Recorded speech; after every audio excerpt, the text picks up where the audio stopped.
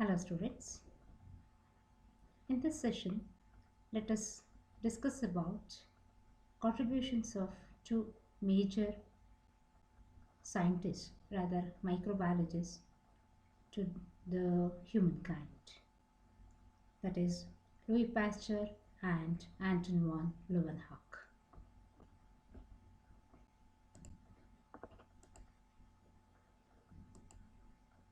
And to study this, you should know about the scope of microbiology and also branches of microbiology, which has very wide scope across the globe, and also the branches may include environmental microbiology, dairy microbiology, industrial microbiology, so and so on and so forth, which you must have studied in the previous session.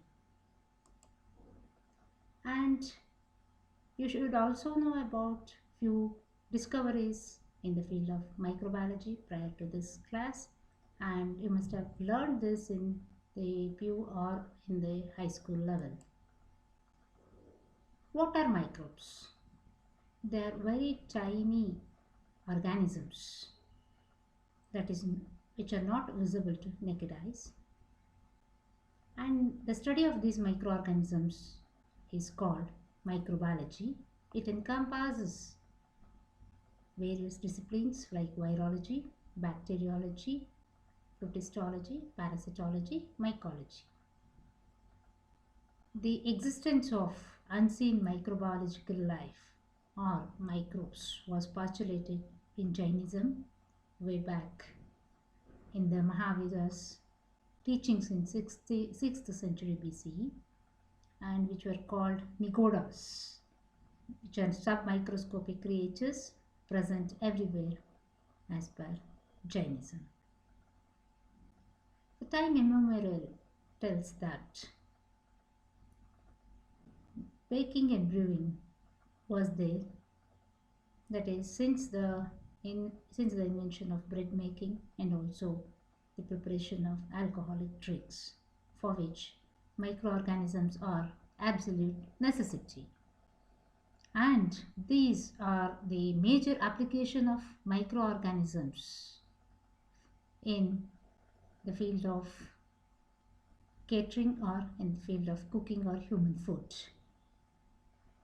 At the same time, in our country, we use curds. That is, milk will turn into curd by using we can do it by inoculating a spoonful of lactobacillus, that is called the stock culture, into the milk, then it will turn into curd. And also another one, that is the fermentation technology or process, is also utilized for our day-to-day foods, that is for the preparation of idli and dosa.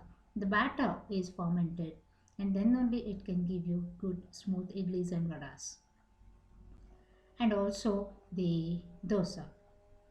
Many scientists and microbiologists like this have contributed immensely to the field of microbiology from centuries. Whatever I have told you is just from the perspective of the whole human life. But now, in particular, let us discuss about very important two scientists who have contributed a lot to the field of microbiology.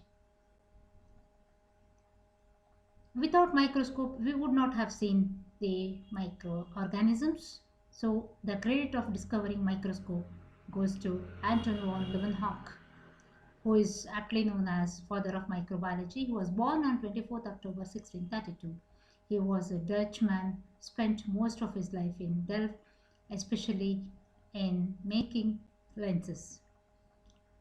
And he was actually a businessman. He used to grind perfect lenses in his free time and fixed his lenses, placing them between two silver or brass plates riveted together. Opening between the plates was less than 1 to 1/16 of an inch.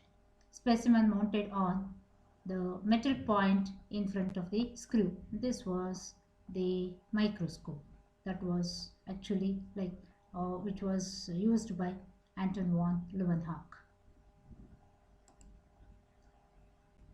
And his contributions include, he is the major discoverer of microbial world. And he was a, actually, to begin with, he was not a microbiologist or a biologist. He was a surveyor and the official wine taster of the town in Holland, and his hobby was grinding lenses and making lenses. He used magnifying lenses to study the weaves of various types of cloth, and he has constructed more than 500 microscopes and could magnify objects more than about 200 times.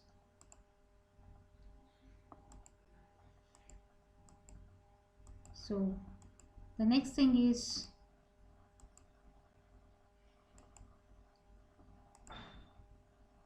he observed variety of tiny structures like hair, crystals, fluids, etc. He examined blood and discovered tiny microbes in that. Those tiny microbes or tiny particles are nothing but the RBCs. He examined yeast and found that they are tiny round particles. He also discovered sperm, which he considered as one of the most important discoveries of his career, and described the spermatozoa from mollusks, fish, amphibians, birds, and mammals, coming to the novel conclusion that fertilization occurred when the spermatozoa penetrated the egg. In 1673, he reported his first observations: bee mouth parts and stings, a human louse and a fungus, to the Royal Society. And he was elected as a member of the society in 1630. In 1680, he was elected as a member of the society and continued his association for the rest of his life by correspondence. He reported these few lines in 1675 to the Royal Society. In his own sentence, it was written like this: I discovered in a drop of tiny water many very little animalcules, and these were diverse sorts and sizes, and described the movements of animalcules, which were nothing but all four kinds of bacteria based on shape. They are nothing but the Bacillus, Cocci, Spirulli, and Vibrio. And at the same time, he has also contributed a lot to the scientific literature. And the first one is about 375 articles he has contributed to Philosophical Transactions, and 27 to the Memoirs of the Paris Academy of Sciences. And also he drew many sketches of whatever he has seen in the microscope that he had developed. Next, let us consider the contribution of Louis Pasteur, who is known as father of modern microbiology. He was born in Dole village on 27th December 1822. Originally a chemist, but then he changed his profession to a medical researcher, and he had a doctorate in chemistry from normal school in Paris and died on 28th of September 1895. But he contributed a lot during his lifetime. He is the discoverer of microbial fermentation. That's a very important discovery which led to many discoveries afterwards. And he discovered the aerobic and anaerobic microbes, that is the microbes which can utilize oxygen and those which need not have to utilize oxygen. Those which utilize oxygen are called the aerobic microbes, and those which do not utilize are called anaerobes. And also he discovered the causal agent of pebrine disease in silkworms and showed that it is a protozoan. And he worked on anthrax and rabies and developed vaccine, and this was a major breakthrough in the history of the microbiology to mankind. And these two are the great contributions of Louis Pasteur. And he also disproved the theory of spontaneous generation. And also another important thing is, the most important thing is pasteurization, through which he disproved the theory of spontaneous generation. He took this swan neck flask, and this had a round bottom. In this, media was prepared, and then kept, and it was heated. And then in one, that a long neck was kept as it is, and in the other it was closed and it was broken in this. So in the flask which was closed, there was no microbial contamination, or the broth did not spoil, but in other things, in other two, there was the spoilage of broth. So this actually, he developed this pasteurization procedure to preserve wine and beer, so that its spoilage can be prevented. And this has a great application in the field of dairy now. Without pasteurization, dairy is nowhere in the world. So this is a great application or the contribution of Pasteur.